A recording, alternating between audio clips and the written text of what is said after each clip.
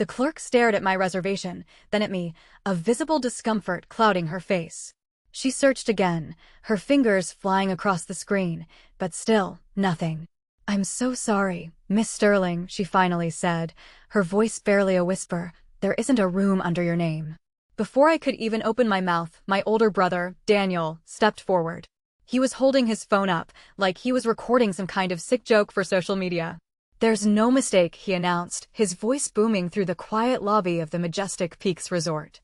"We reserved rooms for me, my wife, and our child. Mom and Dad have theirs too. We're the real family." His wife, Chloe, giggled right on cue.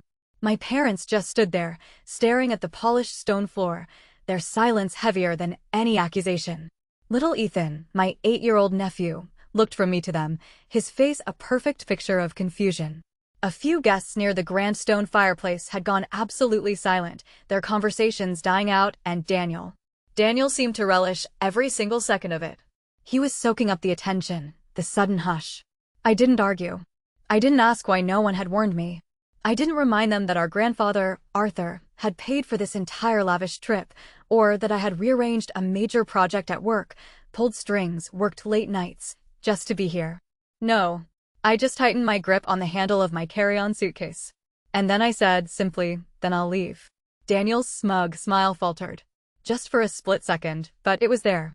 "Don't be dramatic, Clara," he snapped, trying to regain his composure. "You can find somewhere nearby." "I already have," I replied, my voice calm, flat. "It's called home." I turned and walked out. I didn't wait for anyone to stop me, or for their stunned expressions to melt into something else. I just walked.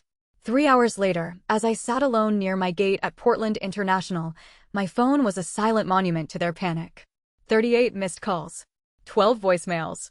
A family group chat moving so fast the messages were a blur, impossible to read. And then, one message popped up from my grandfather, Arthur. I opened it. And in that instant, every single call, every angry demand, every desperate plea, it all changed. But by then, for them, it was already too late. Have you ever imagined how quickly contempt can turn into pure, unadulterated panic when the person being dismissed finally stops protecting everyone from consequences? Before I tell you what my grandfather wrote and why my family's entire life began collapsing before my flight even boarded, tell me what time it is where you are right now and where you're watching from. I want to see how far the story travels. My taxi had barely cleared the grand stone gates of the Majestic Peaks Resort when the first call came through. It was Daniel. I declined it. He called again. Immediately. Then a third time. On the fourth attempt, he switched to the family group call, and I only answered because, through the speaker, I could hear Ethan, my nephew, crying in the background. "Clara, turn the car around. You're embarrassing everyone." Daniel snapped, not even waiting for me to speak. Chloe's voice cut in from somewhere beside him, sharp and superior. "We were just trying to make the trip comfortable for the people who actually have responsibilities. You're single. You can book your own room." Then my mother, Susan, added in that flat, emotionless tone she'd used throughout my entire childhood, "Your brother has a wife and child, Clara. Their needs come first." My father, Robert, said nothing. That silence, that hurt more than any of their insults. Because it confirmed what I had already understood back in the lobby. This wasn't a misunderstanding. This was a deliberate decision they had all accepted. I looked through the taxi window at the Majestic Peaks shrinking behind us, the snow-capped mountains fading into the distance. I felt that old, familiar instinct to defend myself. I could have reminded them right then and there that I earned more than Daniel and Chloe combined. I could have mentioned that I had paid off my student loans without a single cent of help, that I'd built a 6-figure investment portfolio from scratch, and that I'd purchased my beautiful Portland condo with my own hard-earned savings. I could have listed every single family emergency I had quietly handled over the years, from arranging my father's specialist appointments to correcting the tax documents Daniel had nearly ignored, almost costing them a fortune. But none of that would have changed their definition of real family. In their minds, my independence, my ability to handle my own life, had simply made me convenient to neglect. Daniel's voice rose, desperation creeping in. "Ethan is upset. He thought you were staying with us." That was when Ethan finally spoke, his little voice small and uncertain. "Aunt Clara, are you mad at me?" My anger, the simmering resentment, it just evaporated for a split second. "No, sweetheart. None of this is your fault." Chloe snatched the phone. Then prove it. Come back. No, I said, my voice firm. I'm going home. Daniel laughed, a humorless, bitter sound. Grandpa Arthur paid for this trip. You don't get to ruin it just because nobody gave you a free suite. The hypocrisy of it was almost impressive. Our grandfather, Arthur Sterling, had paid for nearly everything Daniel considered proof of his own success. He covered a significant portion of Daniel's mortgage, Ethan's private school tuition, the lease on their luxury SUV, and a series of temporary monthly transfers that had somehow continued for almost 6 years. Arthur also subsidized my parents' expensive retirement community and their supplemental insurance. This annual family trip? It was supposed to be his attempt to keep us connected, to bring everyone together. He had even asked me personally to attend, saying he was too tired to travel that year himself, but desperately wanted photographs of everyone together, united. What Daniel didn't know was that Grandpa Arthur had been questioning the entire arrangement for months. During a visit to Portland in September, he had shown me a detailed spreadsheet of all the family payments. He'd asked me directly whether I thought all that support was truly helping anyone become financially stable. I told him the truth, bluntly. It was keeping them comfortable, I said, but certainly not responsible. He had sighed, a long, weary sound, and said, money can rescue a person from one bad season. But if it rescues them from every single consequence, it becomes a cage. At the time, I assumed he was speaking generally, philosophically. Sitting in that taxi, watching the snow begin to fall outside, I realized he had already been preparing to act. After ending the group call, I ordered a coffee at an airport drive-thru, asking the driver to wait while I called Grandpa Arthur. He answered on the second ring. I gave him only the facts, no emotion, no embellishment. The missing reservation, Daniel's cruel comment, Chloe's laughter, my parents' deafening silence, and my decision to leave. I didn't cry. I didn't ask him to punish anyone. He was quiet for several long seconds. Then he asked, did any of them try to stop you? No. Did any of them apologize? No, and the boy. I told Ethan it wasn't his fault. Grandpa Arthur exhaled slowly. Good. Children should not carry the debts of adults. I heard a distinct clicking sound, like a keyboard, on his end. Grandpa, I asked, a sudden unease creeping into my voice. What are you doing? Reviewing decisions I should have made earlier, he replied, his voice calm, resolute. I don't want you doing anything because you think I need revenge. This is not revenge, Clara, he said. It is accounting. The line went silent again. Then he added, go to the airport lounge. Eat something. Do not answer them for the next 3 hours. Why 3 hours? I asked, bewildered. Because by then, he said, his voice laced with a cold, almost clinical certainty, they will understand what the word useless actually costs. He ended the call before I could question him further. I stared at the dark screen, a shiver running down my spine, unsettled by how utterly calm he had sounded. Outside, the first serious flakes of snow began gathering along the curb. Inside the taxi, my phone lit up again. Daniel's name, then Chloe's, then my mother's. I switched it to silent and watched the majestic Peaks Resort disappear completely behind us, a fading memory swallowed by the falling snow. At Portland International, I found an empty seat in the executive lounge. I opened my laptop and checked the portfolio app one used every morning. The numbers were ordinary. My retirement accounts were fully funded. My emergency savings could cover more than a year of expenses. The calm, green figures on the screen looked almost unreal beside the frantic chaos flashing across my phone. Daniel sent a photograph of Ethan sitting on the edge of a hotel bed, his little head bowed, looking utterly dejected. The message beneath it read, "Look what you're doing to him." Chloe followed with a furious voice note, accusing me of sabotaging her Black Friday social media post. My mother emailed a list of nearby hotels, all ridiculously expensive but available, and wrote, "You can clearly afford one, Clara, so stop acting wounded." My father finally spoke in the group chat, breaking his silence with a single, damning sentence, "Family requires sacrifice." I typed a response, deleted it, and closed the conversation entirely. They didn't want a solution. They wanted my compliance. 20 minutes later, Grandpa Arthur sent a calendar invitation. The title read, "Immediate Family Financial Review." Every adult in the family was included. The meeting would begin in 15 minutes. Daniel called me 7 times before it started. On the 8th, he left a voicemail. "What did you tell him, Clara?" "Whatever you said, fix it right now." I joined the video call without turning on my camera. Grandpa Arthur appeared from his study, wearing his reading glasses and holding a thick, printed folder. Daniel and Chloe were together in their suite at the Majestic Peaks, their faces tight with anxiety. My parents sat side by side in theirs, looking equally grim. The confidence, the smug superiority they had displayed in the lobby just a few hours earlier had completely evaporated.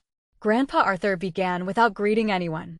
For 2 years, he stated, his voice even and clear, I have asked each household to prepare a plan for becoming financially independent. Clara submitted hers, even though she receives no assistance from me. The rest of you either ignored the request or sent incomplete information. Daniel leaned toward the screen, his face a mask of indignation. This is Black Friday, Grandpa. Can we not make this into a business meeting? Grandpa Arthur's eyes narrowed. You made it a business matter, Daniel, when you used money I provided to decide who counted as family. Chloe's face tightened. We didn't mean it that way, Grandpa. I have watched the lobby video, he said, and the room went completely still. I had forgotten about the resort's security cameras. Grandpa Arthur calmly explained that the hotel manager, an old business contact of his, had called him after the confrontation. The reservation, it turned out, had been charged to Grandpa's corporate travel account. The manager had reviewed the footage after a staff member reported a guest being publicly humiliated. Daniel's performance, phone raised, voice loud, that obvious, triumphant smile, had been recorded from no less than 2 angles. Grandpa Arthur opened the folder. Daniel, he began, over the last 12 months, I paid $96,000 toward your mortgage. $28,000 for Ethan's school. $21,000 for vehicle expenses, and $42,000 in direct transfers. That is $187,000, not including this trip. Daniel went utterly pale. Chloe whipped her head toward him, her eyes wide with shock. You told me the transfers were less than half that. Grandpa Arthur continued, undeterred. Robert and Susan, I paid $132,000 toward your retirement community, insurance, travel, and household expenses. You have also signed a contract requiring a further $180,000 by December 15th. You did so without confirming that I would fund it. My father swallowed hard. You said you would help, Arthur. I said I would review it after receiving your budget. I never received one.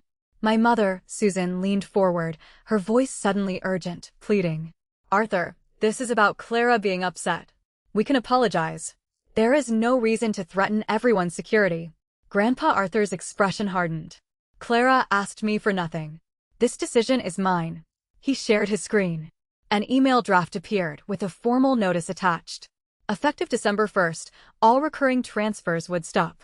The resort charges for rooms already occupied would be paid, but no future discretionary expenses would be covered. Daniel would have 30 days to refinance or assume full responsibility for the mortgage. My parents would need to renegotiate or cancel their retirement community contract. Grandpa Arthur would continue paying only Ethan's basic medical coverage for 6 months, directly to the insurer, because he refused to use a child as leverage. Daniel stood up so quickly his chair crashed against the wall. You can't do this. We'll lose the house by January. You earn $74,000 a year, Daniel, Grandpa Arthur replied, without missing a beat. You purchased a house requiring more than $9,000 a month because you assumed my money had no end. Chloe began to cry, openly, hysterically. Please, Grandpa. I know what happened in the lobby looked terrible, but we can fix it. Clara, say something. I turned on my camera. My face was impassive. What would you like me to say? That you forgive us, she wailed. I haven't heard an apology, I stated. I'm sorry, she blurted out immediately. We're all sorry. Daniel stared at him. Fine. I shouldn't have made the joke. It wasn't a joke, I corrected him. His jaw tightened, a muscle twitching. What do you want from me? Nothing, I said, my voice steady. That's the point. My mother's voice cracked then, a high, desperate sound. Clara, our deposit could be forfeited. Our insurance costs will destroy us. Grandpa Arthur interrupted her, his gaze unwavering. Your fear is not evidence that Clara has wronged you. It is evidence that you built your lives around money you did not earn. And then, with a click that echoed through the silent virtual room, he pressed send. A notification popped up on every screen. The decision was official. For several seconds, nobody spoke. The silence was deafening, a heavy, suffocating blanket. Then, all at once, everyone exploded. Daniel demanded another month. Chloe, still sobbing, begged for Ethan's tuition. My parents warned that the stress could damage their health. their voices overlapping in a cacophony of fear and accusation. Grandpa Arthur listened, his expression unchanged, until the noise became an incoherent din. Then he simply muted them all. "Tonight," he said, his voice cutting through the sudden quiet with surgical precision, "you called one self-supporting member of this family useless, while standing inside a vacation she helped make possible, simply by never asking me to rescue her. You confused dependence with importance. You will now have the opportunity to learn the difference." He ended the meeting. Almost instantly, my phone filled with calls again. But this time, the messages weren't telling me to come back for Black Friday. They were begging me to save their house, their school, their cars, and their retirement. I closed my laptop as the boarding announcement for my flight began. Just 3 hours earlier, they had watched me leave without a flicker of concern. Now, they were begging me to return, not because they missed me, not because they suddenly regretted their cruelty, but because they believed I could somehow restore the money. Have you ever imagined how quickly contempt can turn into sheer, blinding panic when the person being dismissed finally stops protecting everyone else from the consequences of their own choices? My flight landed in Portland shortly after midnight. By the time I reached my condo, there were 114 unread messages waiting for me. Daniel, it seemed, had moved through every single stage of panic in one brutal evening. His first voicemails were filled with rage. He accused me of manipulating Grandpa Arthur, destroying Black Friday, and humiliating him in front of Chloe. The next ones were strategic, desperate attempts at bribery. He offered to pay for my room, upgrade me to a suite, even post a public apology on his social media. But by the final messages, his voice had become utterly unsteady, a raw, trembling sound. "Clara, please," he pleaded, his voice cracking. "The mortgage payment is due next week. I don't have enough cash. Just tell Grandpa you misunderstood." Chloe's messages were somehow worse, because they were brutally, painfully honest. She admitted they had nearly $40,000 in credit card debt that Daniel didn't even fully know about.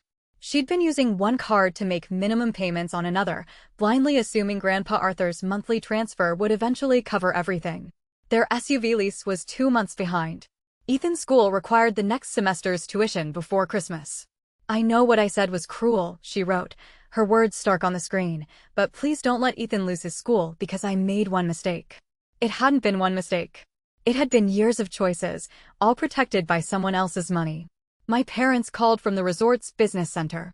According to my mother, Susan, they were simply too distressed to sleep. My father, Robert, explained that they had already paid a non-refundable $30,000 deposit toward the retirement community and had fully expected Grandpa Arthur to cover the remaining $180,000. If they withdrew, they would lose the deposit. If they stayed, they couldn't possibly afford the balance. My mother's voice, usually so controlled, was edged with panic. "You know we are too old to start over, Clara. You're 63 and 65. You are not helpless," I replied, my voice calm, but firm. Her tone sharpened immediately. "This is exactly why people think you're cold, Clara." There it was. The familiar punishment. The instant weaponization of my refusal to solve a problem I had not created, a problem that wasn't mine to begin with.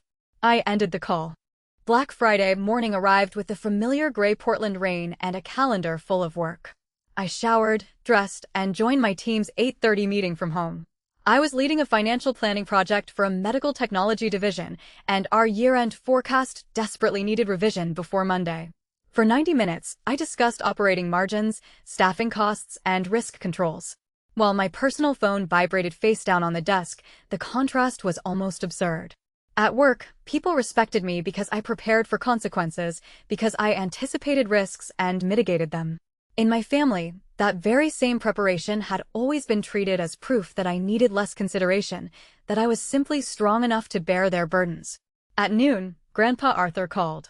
He told me his attorney had confirmed that every payment he had made was a voluntary gift and could legally stop without notice. He had also discovered that Daniel had used his name as an informal guarantee while negotiating the mortgage, even though Grandpa Arthur had never signed anything. The bank hadn't committed fraud, but Daniel had deliberately created the impression that family support was a permanent fixture. "Did you know he was doing that?" I asked, a knot forming in my stomach. "No," Grandpa Arthur said, his voice grave. "That is why this is no longer only about the hotel." He also told me my parents had contacted 3 different relatives, claiming I was pressuring him to rewrite his will. Grandpa Arthur had answered them all by simply sending those relatives a copy of the financial review notice and, of course, the resort lobby footage. I felt a flicker of satisfaction, sharp and fleeting, followed immediately by a profound discomfort. I don't want the whole family watching that video, Grandpa. They already heard a version in which you attacked everyone for no reason, he said, his tone unwavering. Truth does not become cruelty because it embarrasses the liar. That afternoon, Daniel posted a vague, resentful statement online about toxic relatives who use elderly family members for control. He deleted it less than an hour later after two cousins commented, pointedly, that Grandpa Arthur had been supporting his household for years. Chloe, in a flurry of digital damage control, removed every single Black Friday photograph from her account. My parents checked out of the resort a full day early, claiming they could no longer enjoy the trip, even though the rooms were already paid for. At 6, a florist delivered an enormous arrangement of white lilies to my building. The card, written in my mother's elegant script, read, "We are sorry. Please call Grandpa. Love your family." No one mentioned the missing room. No one mentioned Daniel's cruel words. Even their apology felt like an invoice, a transaction, a thinly veiled demand for me to fix their problems. I left the flowers in the lobby for anyone who wanted them and went upstairs. I made dinner, transferred my usual monthly amount into my investment accounts, and reviewed my budget for December. Nothing in my life had changed.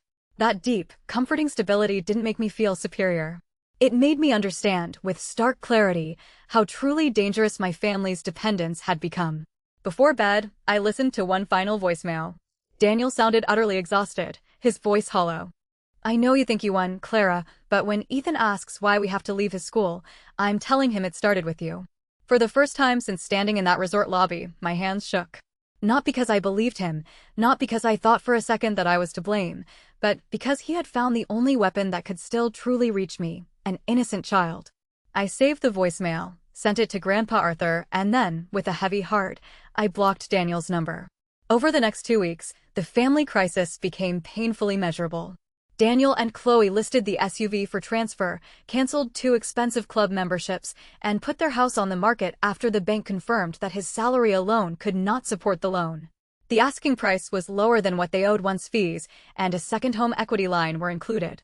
Chloe's hidden credit card balance turned out to be closer to $56,000. Daniel responded by meticulously examining every single purchase she had ever made, while she, in turn, responded by showing him years of messages in which he had encouraged her to keep up appearances because his clients followed her online. Their arguments grew so loud, so frequent, that Ethan began spending afternoons at Chloe's parents' house. Daniel kept his regular sales job, but he started delivering food at night and on weekends. One of my cousins saw him outside a downtown apartment building, wearing a delivery jacket, and later told me the extended family group chat had gone completely silent. Daniel had spent years presenting himself as a successful provider, projecting an image of effortless wealth and accomplishment. Now, everyone understood that the luxury cars, the exotic vacations, and the private school tuition had all been financed by Grandpa Arthur. The work itself, delivering food, was not humiliating. Honest work never is. What truly humiliated Daniel was being seen without the carefully constructed image he had built, without the illusion of his own success. My parents, too, began to face their new reality. They met with a financial counselor, grim-faced, and officially withdrew from the costly retirement community contract. They lost the $30,000 non-refundable deposit they'd already paid, a stinging blow, and were forced to sell several pieces of designer furniture they had accumulated over the years. My mother, Susan, began sending me photographs of every item they sold, as if each empty space in their life was evidence I should feel guilty, evidence of what I had supposedly taken from them. But my father's messages were different. Robert had begun calculating how long their actual savings would last and, in a rare moment of honesty, admitted they hadn't reviewed their expenses in years. "We assumed Arthur would always cover the gap," he wrote, the words stark on my screen. That was irresponsible. It was the first statement from either of my parents that did not include the word "but." There were no caveats, no excuses, just a raw, painful acknowledgement of their own choices. At work, my division approved the year-end forecast I had led, a massive project that had consumed my focus. My manager, clearly impressed, asked me to take responsibility for a larger team, starting in January. I should have felt proud, should have been celebrating this significant career milestone. Instead, my mind kept drifting back to Ethan. I remembered him at 5 years old, sitting beside me at Black Friday dinner, his bright eyes wide as he asked why money in a savings account could grow. I had drawn a tiny tree on a napkin and, using apples as an analogy, explained compound interest to him. Daniel had laughed, a dismissive, condescending sound, and said, "Don't turn my kid into a boring accountant." But Ethan, bless his curious heart, had carefully kept the napkin. That memory, that innocent question and Daniel's cruel dismissal, pushed me into my very first therapy appointment. I sat across from Dr. Evelyn, a kind, sharp-eyed woman, and explained everything. I told her I wasn't sorry for leaving the resort, for refusing to play their game, but I felt a crushing weight of responsibility for the fallout, for the devastating consequences that had cascaded through my family. She listened patiently, her gaze steady, then asked a question that stayed with me, echoing in my thoughts long after our session ended. "Did you create the instability, Clara, or did your departure simply reveal it?" I knew the answer intellectually, with the cold, hard logic of my professional training. Emotionally, however, it was a much harder truth to accept. 3 days later, an email arrived from Chloe. It was sent directly to me, without copying Daniel, a deliberate act of separation.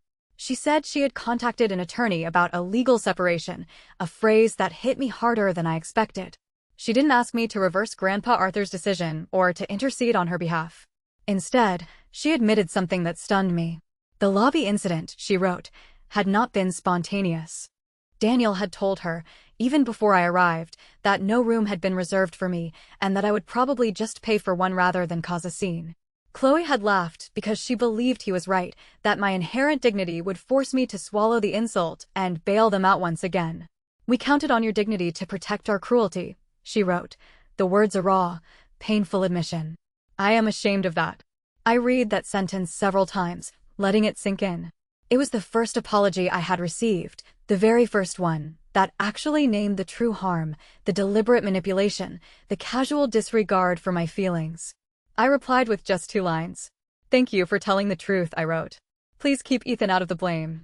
That evening, Daniel found a way around my block by calling from a different, unfamiliar number. His speech was slow, slurred almost, and I could hear the distant roar of traffic behind him, a stark contrast to the quiet of my Portland condo. "Chloe's leaving me," he said, his voice ragged, devoid of its usual bluster. "Mom and Dad blame me. Grandpa Arthur won't even take my calls. Are you happy now? No, you should be. You got everything you wanted." I took a deep breath. I had everything I needed before the trip, Daniel. He laughed, a bitter, humorless sound that sent a chill down my spine.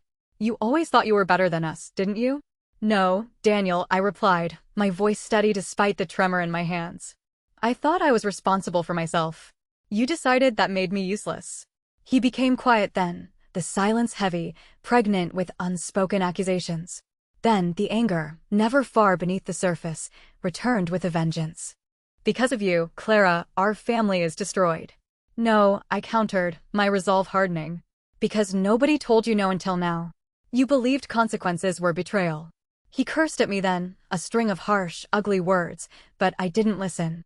I ended the call and, without a second thought, blocked the new number. The very next morning, Grandpa Arthur forwarded me a handwritten note he had received from Ethan. The letters, scrawled with a child's uneven hand, leaned precariously across a page torn from a school notebook. "Grandpa Arthur, why is everybody fighting? Did Aunt Clara leave because I am not her real family?" I stared at that heartbreaking sentence until the screen blurred, my vision swimming with unshed tears. Daniel had done exactly what he threatened. He had allowed an innocent child to believe the fracture, the deep, agonizing rift in our family, belonged to him. It was a calculated, cruel move, and it was the one thing I couldn't ignore. I called Grandpa Arthur immediately, my voice tight with a mixture of anger and anguish. Together, we decided that any future help for Ethan would be placed in a protected education trust, a fund that neither of his parents could touch or use for housing, cars, or their mounting debts. I also wrote Ethan a letter, a long, heartfelt message. I told him he was loved, deeply and unconditionally, that adults sometimes made harmful choices, and that nothing happening was his fault. I did not criticize his parents. I did not attempt to explain the complex, painful details of the money. I simply promised him that being related by blood was not what made someone real. Treating people with care, with respect, with love, that did. By mid-December, the house, Daniel and Chloe's house, had received one painfully low offer. Chloe had already moved with Ethan to her parents' home, leaving Daniel alone in rooms still full of furniture they could no longer afford. The family, still reeling, still pointing fingers, kept telling me I had caused a collapse. The truth, however, was far harsher. I had only stopped standing underneath it. Christmas arrived quietly in Portland that year. My mornings began with dark skies, the comforting warmth of coffee, and the glow of spreadsheets before sunrise. My days ended with therapy sessions, long, reflective walks through the city, or calls from Grandpa Arthur, who seemed to be finding his own peace.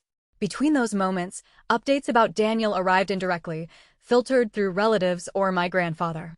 Chloe had officially filed for divorce after learning he had opened yet another line of credit without telling her, a final, devastating breach of trust.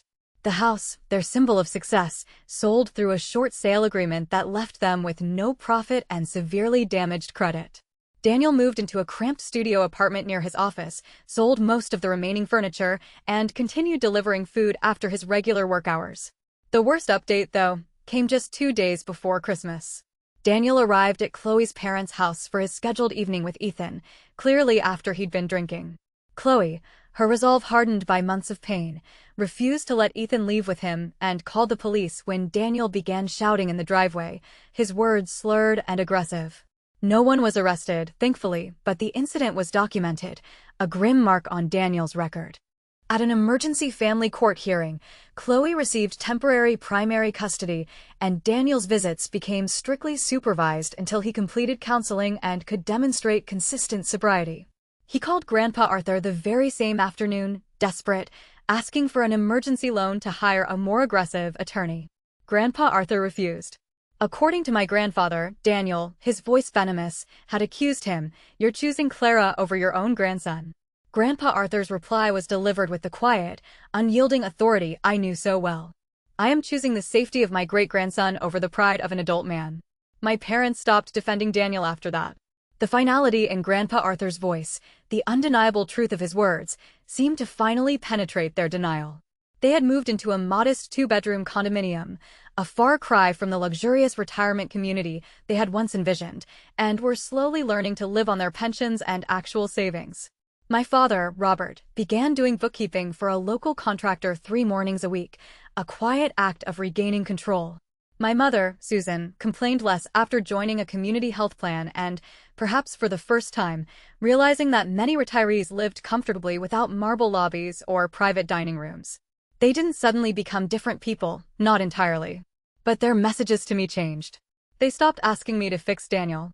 They began apologizing for specific things, the tuition they had paid for him while telling me to find scholarships, the birthdays they had missed because I was the easy child, and the crushing silence in the resort lobby. I accepted the apologies, each one a small step forward, but without pretending that trust had returned. Therapy had taught me that forgiveness and access were separate, distinct decisions, and I was still learning to guard that boundary.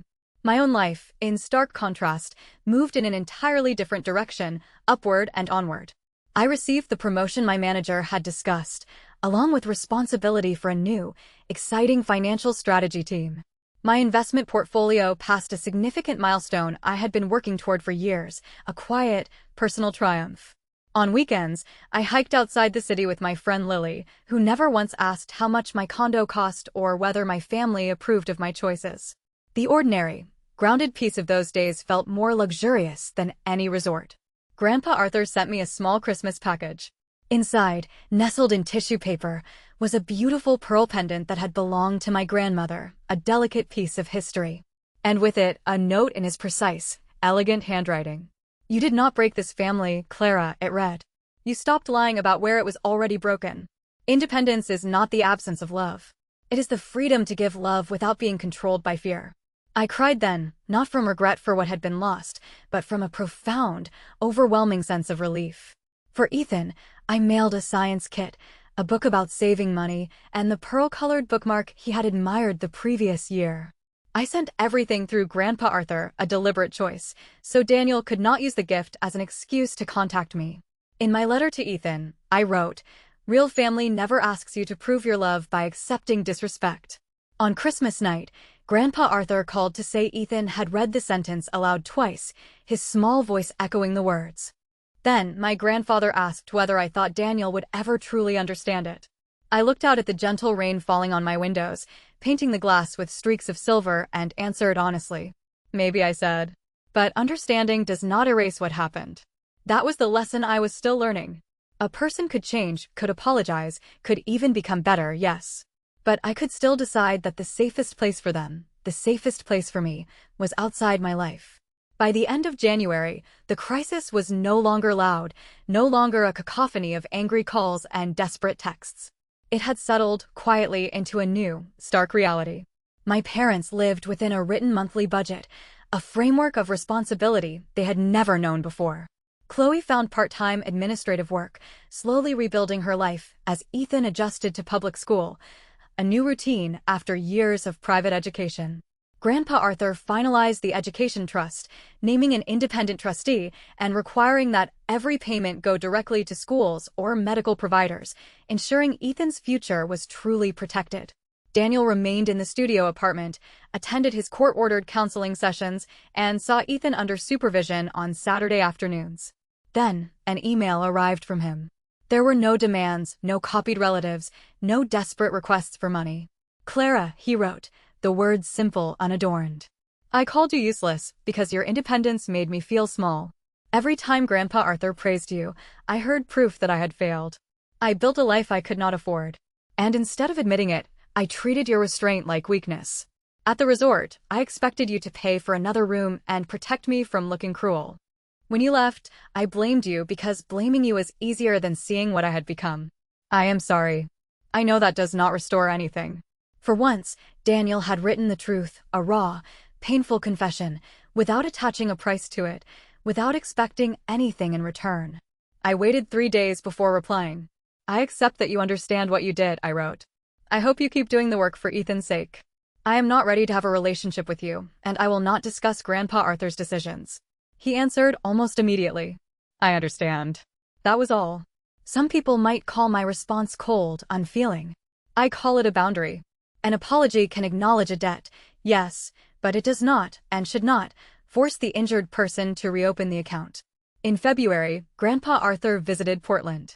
We had dinner in a small, cozy neighborhood restaurant, the kind of place designed for quiet conversations, instead of somewhere designed to impress strangers.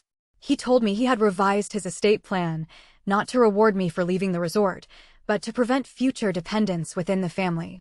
My parents would receive a controlled income fund, ensuring their financial stability without enabling reckless spending. Ethan's trust would remain protected, managed by the independent trustee. Daniel would receive nothing he could access until he demonstrated several years of consistent financial stability and verifiable sobriety. Grandpa Arthur had also donated a significant part of his estate to scholarship programs for students supporting themselves through college, a quiet legacy of independence. You once told me money should create freedom, I said, looking at him across the table. It should, he replied, his eyes twinkling, but only when it is paired with character. After dinner, we walked back to my condo through the light Portland rain, the city lights reflecting off the wet pavement. I thought about the woman who had stood in that resort lobby, holding a suitcase, while her family decided she was less real, less important, simply because she needed them less. She had believed, in that moment, that walking away meant losing everyone. In reality, it had shown her exactly which relationships had ever been safe, which ones were built on genuine connection, and which were merely transactional. I did not get the Black Friday trip they promised. I got something infinitely more valuable. The end of a role I had been forced to play since childhood, a role that had quietly eroded my sense of self for years. I was no longer the capable daughter who could be ignored, the successful sister who should always pay her own way, or the quiet aunt whose love could be used as leverage. I was simply Clara, and I was finally allowed to leave any room where my dignity was treated as optional. Money can purchase a suite, a luxury car, a private school, and even a convincing family photograph. But it cannot purchase discipline, loyalty, or self-respect. Daniel lost his house, his marriage, his reputation, and temporary custody of his son because he built every single part of his life on borrowed money and borrowed importance. I did not take those things from him. His choices did. On the first clear morning of spring, I placed the unused resort itinerary, a faded reminder of a past I had finally shed, in the shredder. Then I opened my balcony door and let the cold, clean air into the room. The city below was wet, bright, and beginning again, just like me.